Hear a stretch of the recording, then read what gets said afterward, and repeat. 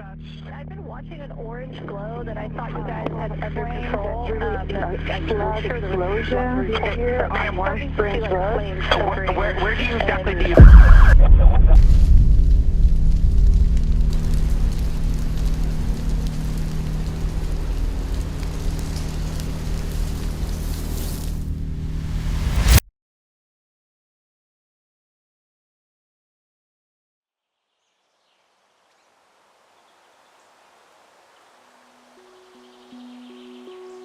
So Glen Ellen was founded about 130, 140 years ago when the Sonoma Developmental Center was first built in the 1890s. And it was built for children with physical disabilities mostly. And the people who work there, the caregivers, generally formed this area here in Glen Ellen. I think I was 17 when I moved to Glen Ellen to work at the Sonoma State Hospital. The hospital was the heart of the community. It was the biggest employer in the county. And so they were good paying jobs that didn't require a college education. A lot of the houses here were very small. A lot of them had been vacation homes. So it was possible to get started here with a piece of ground or a home inexpensively. And that attracted a group that had a lot of common interests. You know, we were young, we were starting families, we didn't want to live in the city. Glen Ellen was the perfect place to do that. We moved here in 1975, and it's always been a very tight community.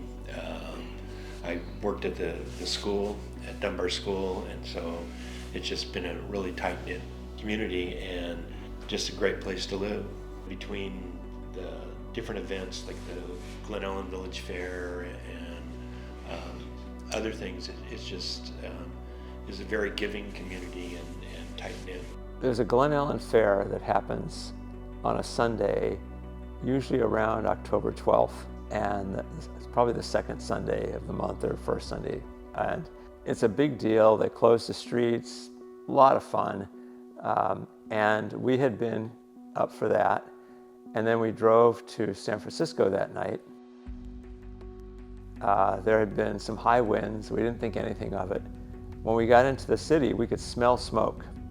And we just assumed it was from beach fires on Ocean Beach and didn't think anything of it. I went to bed early, and then our son, Larkin, who was in high school at that time, he came in at about 1 o'clock in the morning and said, "Hey, Mom, Dad, friends have been texting me in Santa Rosa, and they said there's a big fire in Glen Ellen. You know, we should check it out."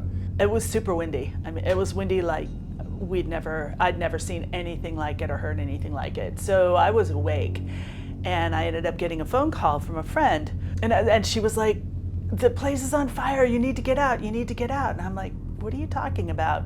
My memory is that we were driving home from New Mexico, and my daughter calls us, Mom, pull over, we need to talk to you. I'm thinking, oh, Dad, what just happened? But then a neighbor came out and said, I think I'm going to drive uptown and see if I can see something. And he did, and he came back and he said, it's burning in town. And then about 15 minutes later, she called again, and she was still hysterical. And she put another friend on the phone, and he was like, "No, you need to take this seriously. This is happening." My son was here, and we had to start packing things up and finding animals, but we had no direction. There was nobody. There were no sirens. There was nothing to let us know where the fire was. And finally, I saw lights. Some guy in a white truck with lights on the top, and he said, "You need to get out. You need to get out now." And so we started loading up. Walked around the neighborhood, made sure that folks were asleep. They had no idea. Woke everybody up as much as we could. And I think it was probably about 2 o'clock when we rolled out. It's a very narrow one-lane road to get in, only one way in and out, speed bumps every 100 yards. We were halfway out of the estates when a CHP car came in, lights flashing, talking through the bullhorn, evacuate, evacuate. We said, "Where should we go?" And he said, "Don't turn towards Glen Ellen because it's on fire." So we threw stuff in the back of the van, threw our animals in the back of the van, and just started grabbing, whatever we could think of. Like Jill and I went into the closet in our bedroom to get dressed, and I remember thinking, what do you wear for an evacuation? And so we went towards Santa Rosa, and it was like driving through hell. Winds were probably 50, 60 miles an hour, debris blowing across the road in front of us. And as we started climbing towards Santa Rosa, towards Bennett Valley, it looked like driving through Mordor in Middle Earth. It was just black, smoke, flames. We tried to get out of the valley, but because so much stuff was on fire, we couldn't. They closed off all the roads, and we weren't thinking clearly because it's 2:30 in the morning and things are burning and you don't really know what's going on. So we ended up spending the night in the parking lot of a church down in town. And then we all went outside on the street, and we were watching. You could see a big glow. By this time, I think Glen Ellen was really on fire, and you could see a glow in the direction of Glen Ellen. You could hear like propane tanks exploding. I mean, it kind of sounded like a war zone.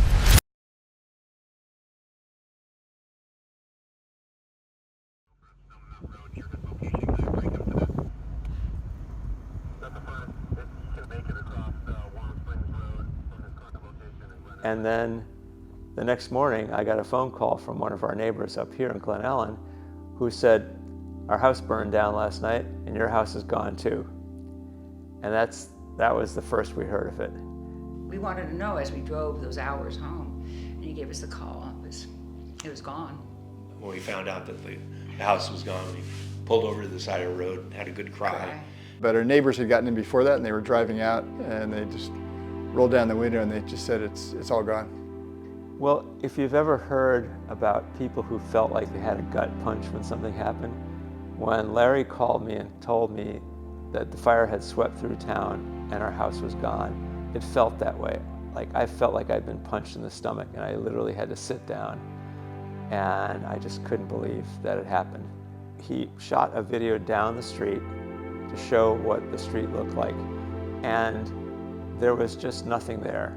Places where there had been houses, all you could see was smoke rising off the ground because just it had been consumed so fast.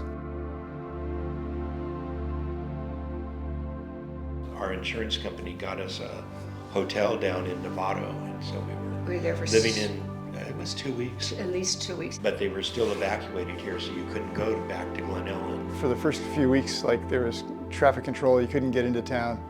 There was like National Guard up, at certain intersections with Humvees, and there were signs that went up that said, looters will be shot. I didn't really expect that type of thing in Glen Ellen. Fire actually burned this property. Didn't burn the house, but it burned all around. Burned the house across the street, burned the house down the road, burned a bunch of houses on the other side. It still gives me a knot in my stomach because the place looked like a war zone. It looked like something out of a war zone. A war disaster zone. There was just nothing there. Coming back in was like coming into a war zone. There was smoke coming out of, every lot. A lot of the places there was just no evidence of a house ever having been there. There was just nothing there. So there were open gas lines that were on fire, and it sounded like jet engines just coming up. It was almost indescribable unless you've seen something like it before.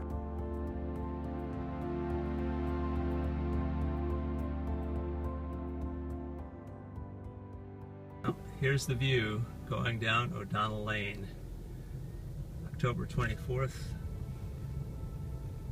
2017. I didn't recognize the street. I didn't recognize almost anything. But first starting down the street, it was disorienting. I couldn't tell where each house had been. Sometimes all the trees were gone.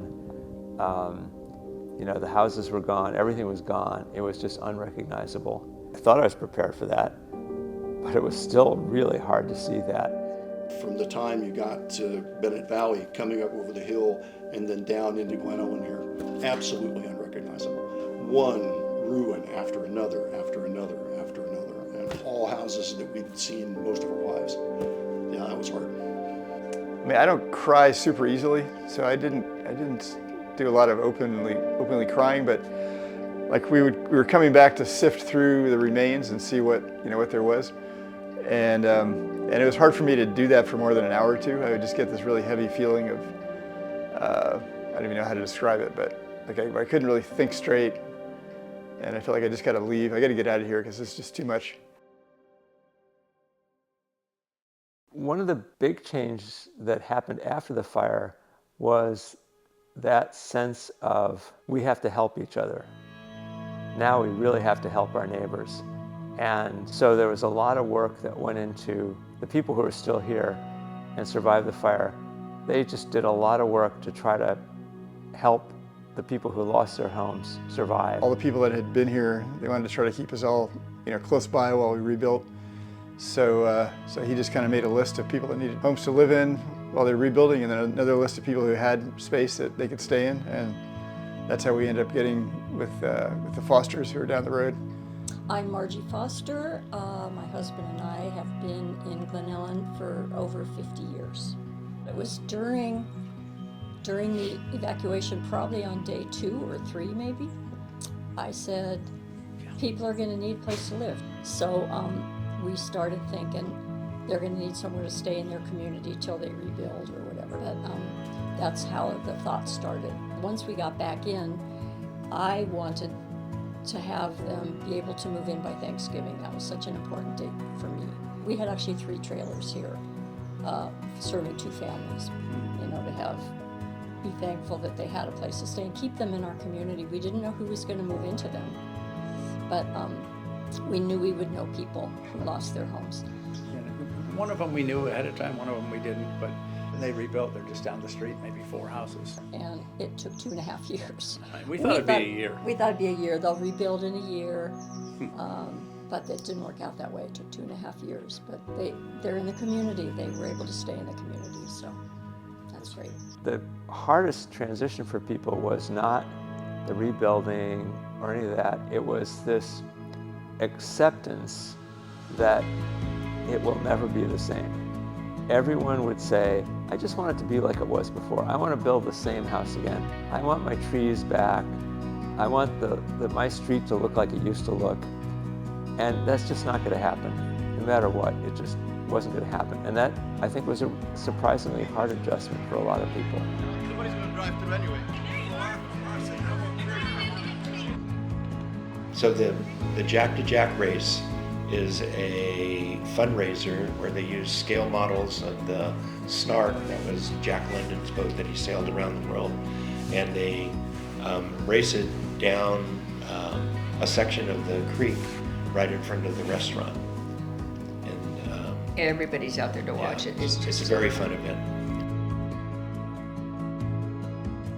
So I'm pretty much fascinated by fire now, and fascinated by the idea that it's good and bad. I write hiking guides, and one of the parks that I've written about is Lassen Volcanic National Park, and it was hammered by the Dixie Fire in 2021. And I did a lot of walking around here and a lot of writing about what nature did to come back and how nature has its way of dealing with fire. And it's been really, really interesting.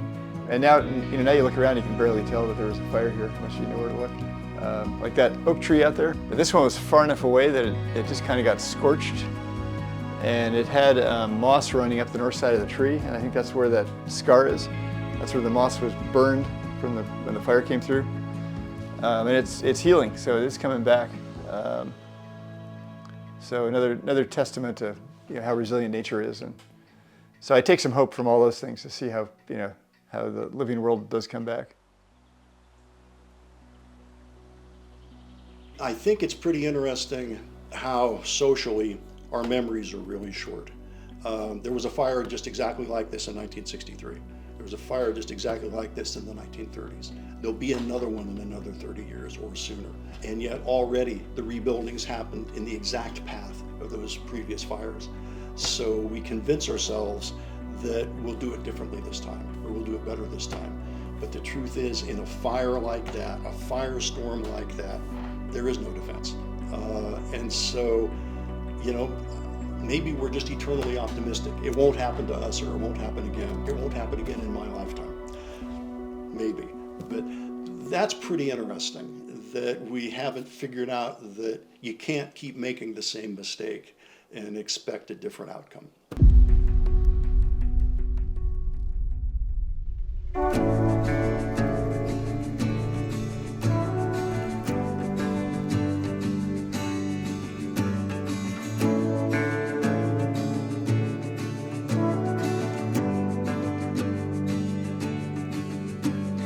Hopped in your car and we drove by the bar with our legs covered up by the blanket that my